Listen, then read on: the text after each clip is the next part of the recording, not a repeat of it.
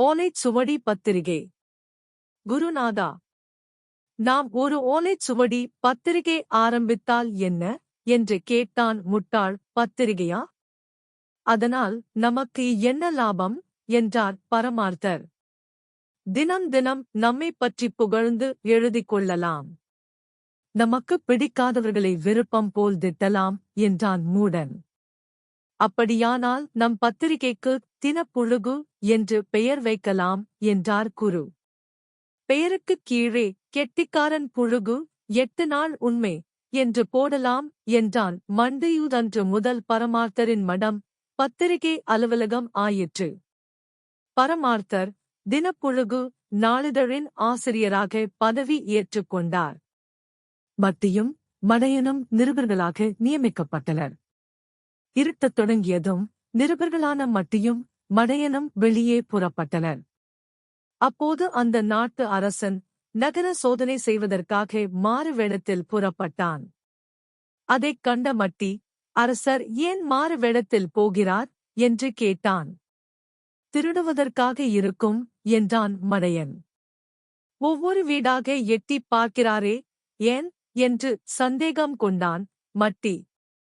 எந்த வீட்டில் கொள்ளையடிக்கலாம் என திட்டம் தீட்டுகிறார் என்று விளக்கினான் மடையன். அப்படியானால் இதை சும்மா விடக்கூடாது. முதல் பக்கத்திலேயே பெரிதாக எழுத வேண்டும் என்றான் மட்டி. மடத்துக்கு வந்ததும் திருட்டி வந்த செய்திகளை எழுதத் தொடங்கினார்கள். வேலியே பயிரை மேய்கிறது.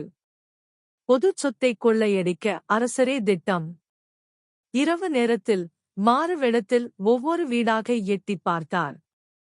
இந்த தலைப்பின் கீழ் அரசரை கண்டிப்படி தாக்கி எழுதினார்கள். தேர்தலில் நம்மை எதிர்த்து போட்டி போட்டவர்களை சும்மா விடக்கூடாது. பழி வாங்கியே தீர வேண்டும் என்றான் மண்டு. மந்திரிகள் பேரிலும் ஊழல் பட்டியல் தயாரிப்போம் என்று கத்தினான் மூடன். உடனே மட்டியும் மடையனும் கீழ்க்கண்டவாறு செய்திகளை எழுதினார்கள். அரசு பணத்தில் அட்டகாசம். தளபதி தம்புசாமி குடித்துவிட்டு கலாட்டா. அறிவுகெட்ட அமைச்சர் அப்புசாமி 6 கட்டு சுருட்டு லஞ்சம் வாங்கினார். ஊழலோ ஊழல். மந்திரி மலர்வண்ணன் மாடி வீடு கட்டிய மர்மம் என்ன? இளவரசர் இந்திரனின் லீலை. இளம் பெண்ணின் கையை பிடித்தெழுத்து வம்பு. இதேபோல் தங்களுக்கு பிடிக்காதவர்களை எல்லாம் விருப்பம் போல் தாக்கி எழுதினார்கள். நம்மைப் பற்றிக் கொஞ்சம் புகழ்ந்து எழுதிக் கொள்வோமே என்றான் முட்டாள். என்ன எழுதுவது எனக் கேட்டான் மூடன். சுருட்டு மன்னர் பரமார்த்தரின் சாதனை. ஒரே நாளில் தொடர்ந்து 30 சுருட்டு பிடித்தார் என்று எழுதினான் முட்டாள். மண்ணில் புரளுவது எப்படி என்ற தலைப்பில் மண்ணில் புரளுவதால் உடல் நலம் ஏற்படும் என பேட்டி கொடுத்தான் மட்டி. தொப்பை வளர்ப்பது எப்படி என்ற ஆராய்ச்சி கட்டுரையை அறிவியல் பகுதியில் எழுதினார் பரமார்த்தர். பரமார்த்தருக்குச் சிலை. மக்கள் போராட்டம். தத்துவத் தந்தை பரமார்த்த குருவுக்கும் அவரது சீடர்களுக்கும் சிலை வைக்க வேண்டும் என்று கோரி மக்கள் போராட்டம் நடத்தினார்கள். இந்தச் சிலையை அரண்மனைக்கு எதிரேதான் வைக்க வேண்டும் என்றும் மக்கள் கோஷமிட்டபடி ஊர்வலம் சென்றார்கள். இதேபோல் ஒவ்வொருவருக்கும் தங்களைப் பற்றிக் கண்டபடி கிறுக்கி வைத்தனர்.